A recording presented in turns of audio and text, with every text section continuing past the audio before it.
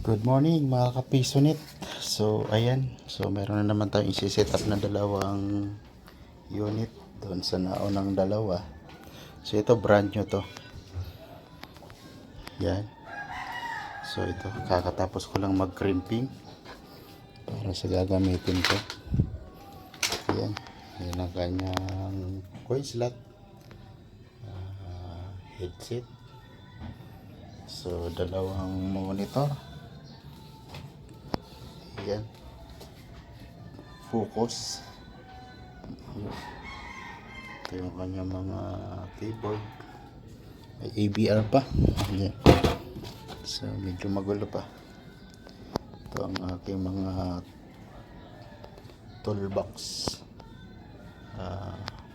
Yan. Aking mga pang-crimping gamit. So ayan. Alright. Abangan nyo na lang ang aking setup nito sa aking pwesto. Ayan, another 2 units.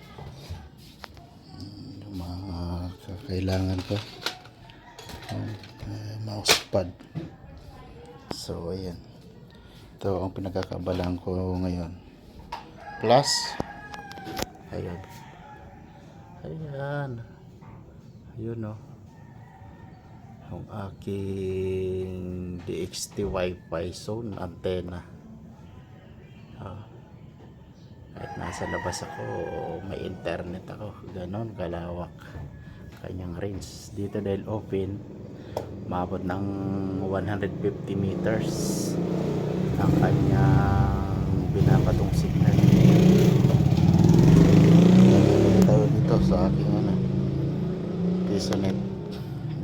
Magulo ang ating pwesto. So ligpit muna natin, mamaya isiset up ko na to.